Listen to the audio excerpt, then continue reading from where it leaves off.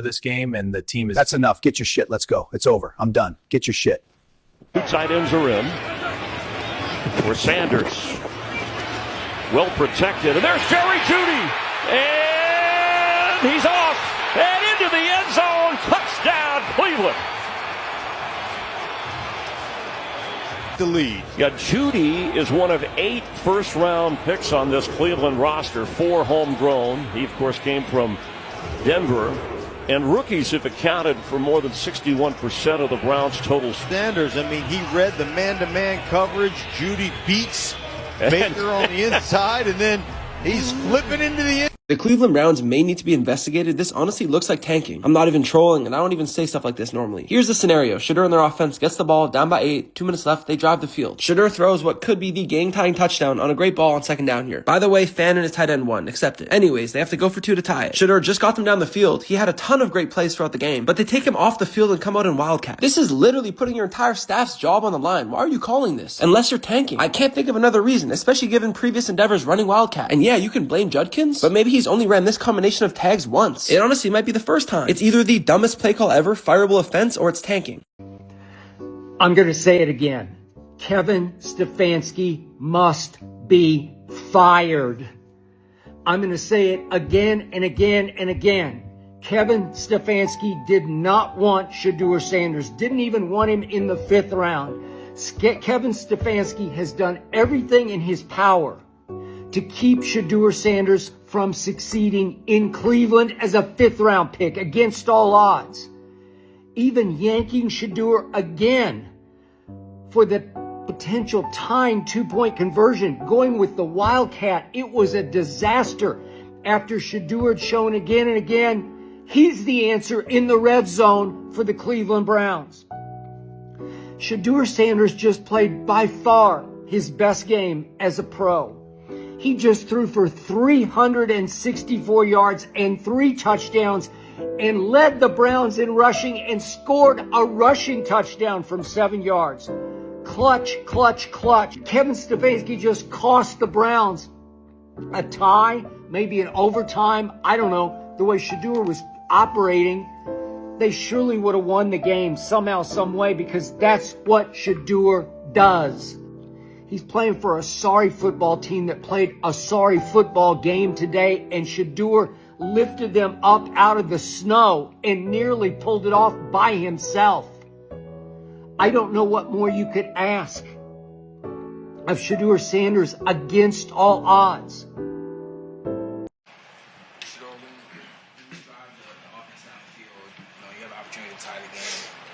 What was going through your mind when you're taking off the field and you see the play go the way it goes? I was thankful that I was driving down the field and we scored.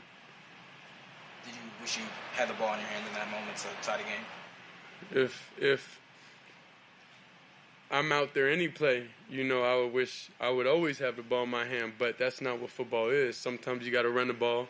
Sometimes you got to kick a field goal. Everything. That's the game. That's the game. That's the most important thing is the ball. So in any situation, of course you would want to, but I know we practiced something and we executed it in practice, and we just didn't seem to this day. So I would never go against kind of like what the call was or anything. Did it work in practice? No, we just called it in the game and it didn't work in practice. Another episode of Common Sense with Van and Silk. Okay, it's gonna be real quick, because I'm very, very pissed off. I'm very pissed. I don't know what the hell's going on with the Cleveland Browns football team, but this today was a total embarrassment to the NFL and to football fans. After watching Shedeur Sanders bring this team back with 2-point score, the majority of the people in the stadium had left, and they ran 2 stupid plays in this 4th quarter drive. Stefanski, I gotta say it. your skin was black, you'd have been fired during the game.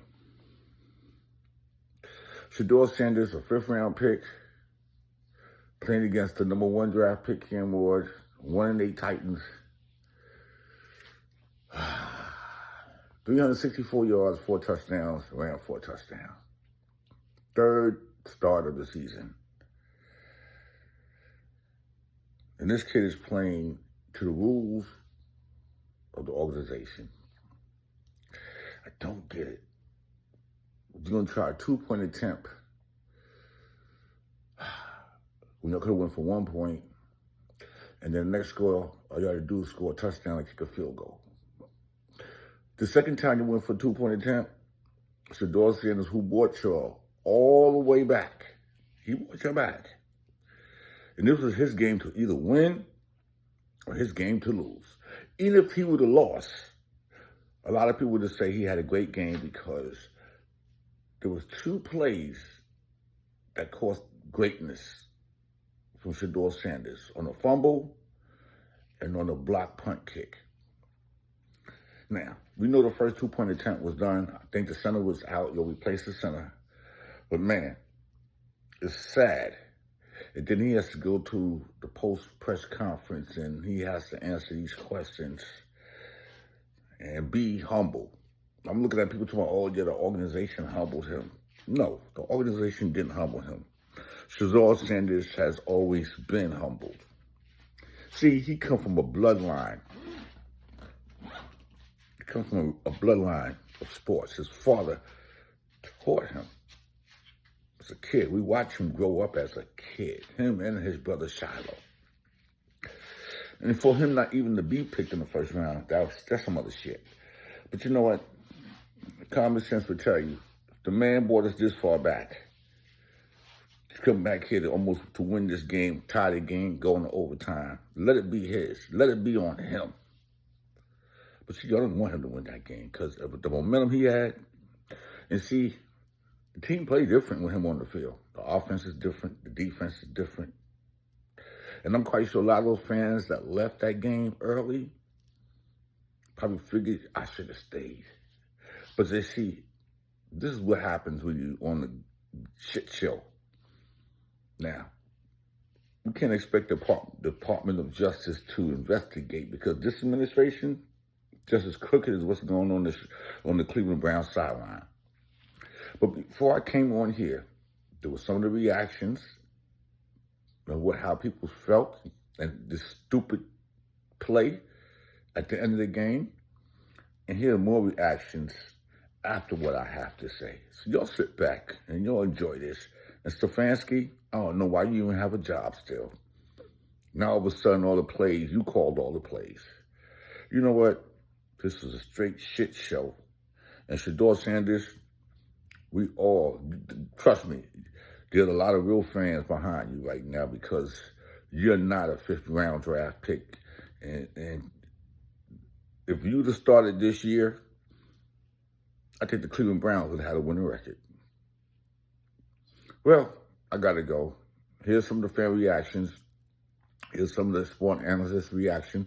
Here's some of the real sport people from Skip Bayless on down reaction. Fair use, Vance with common sense. Make sure you subscribe and follow. Enjoy your day. Titans beat the Browns, but Shedeur joined a very historic club during his 3rd NFL start. Yeah, He's the first Browns quarterback with 300 pass yards, 3 touchdowns, and a rush touchdown in the same game since 1950. He's also the 7th rookie in the Super Bowl era to throw for 360 yards, have 4 total touchdowns, rush or pass in the same game, joining C.J. Stroud, Joe Burrow, Deshaun Watson, Marcus Mariota, Andrew Luck, and Matthew Stafford. But despite, got me frustrated because I'm madder than a wet hornet. Stefanski took him out with the game on the line. Ocho. Yeah. What I don't understand. Yes, sir. When you're down 14, you score a touchdown. You're at home. Why are you going for 2? Yeah. Kick the PAT, and guess what, Ocho? You're down 7. Now you score a touchdown and kick the PAT. Guess what, Ocho? We tied. Yeah. I mean, honestly, there's no explanation behind what Stefanski is doing. There's none at all. But what I can tell you is I can tell you that his job is secured, which is why he's making the calls that he's making. There's no reason. You got 6 minutes left in the game. Shedeur goes down. Shedeur goes down and he scores. Why go for 2, Ocho? Tell me, I need somebody to offer me an explanation. When you're down 14, you're at home. Yeah. Even if you're on the road, you're down an even number. Yeah. Why would you go for 2? Because now if you get you're chasing points. You don't need to do that. Yeah.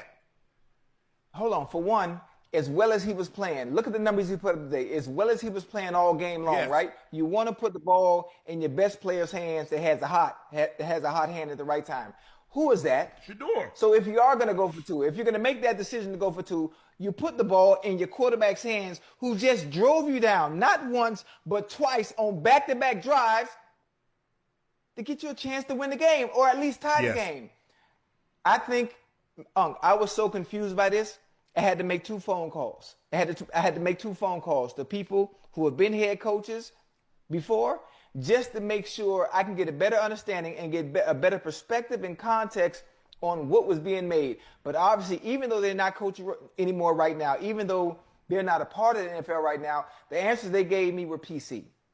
So they wouldn't give me what I really wanted to hear, and I'm not going to say any names, but Stefanski, I can't say anything about it being fired because this is the reason why they didn't want Shedeur starting in the first place.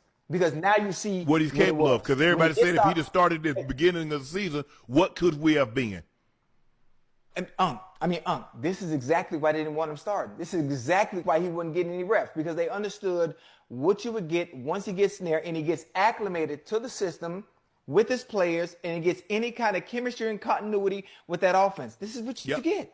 And the stuff you pull in when you after you score and taking them out, this is not college. No. You're not running trick plays. You're not going to fool anybody. The wildcat is not going to work. This is not 2007. Ronnie Brown ain't back there. And they tried to run the. Kevin Stefanski threw that game today. I 100% guarantee you he threw that game today, and I'm going to tell you why. He threw that game because right now, if the NFL draft were to happen today, the Cleveland Browns are sitting 5th in the NFL draft. They're sitting 5th. They have the 5th overall pick right now. They don't want to win no more games. They don't want to win no more games. So what we saw from Shedeur today, Shedeur was sensational. He was exceptional. The man was picking the Titans defense apart. Yeah, he had an interception, whatever, who cares? But on that last drive, he was unstoppable. He got Harold Fannin in the back of the end zone. Harold Fannin came down with it, and we all knew that they had to go for 2. What did he do? He said, you know what? We're going to put Quinshon Judkins in, and we're going to run the same play that we've been running all year. We've run it all year since we decided to have, Shedeur in. And what happened? He didn't want it to work. So Cleveland Browns fans, y'all can thank Kevin Stefanski for why he decided to spoil such a wonderful and exceptional performance. The Cleveland Browns just lost to a football team with 1 win that is actively trying to not win games and get the first-round pick. But maybe the Browns are also trying to get the first-round pick, because what the fuck was Kevin Stefanski doing on the final 2 drives? They're down 14. They score a touchdown. He goes for 2. Why are they going for 2? Not sure, but it didn't convert. The Browns then get the ball back. They score a touchdown. They have to go for 2 now because of the fucking 2-point conversion fail earlier. And they take Shedeur Sanders out of the game, who, mind you, has 3 touchdown passes and over 370 yards of passing, to do a wildcat that completely blows up in their face. You guys know how much I love Kevin Stefanski and want him around next season.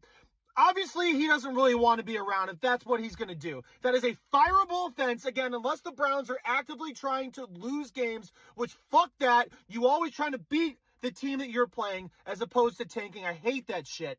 But whatever. I can't defend Kevin Stefanski on that. That was inexcusable. Kevin Stefanski, you fucking racist piece of shit.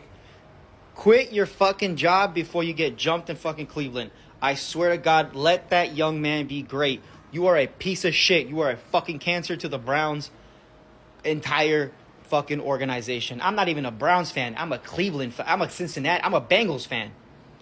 But you should be out of a fucking job. I'm unemployed.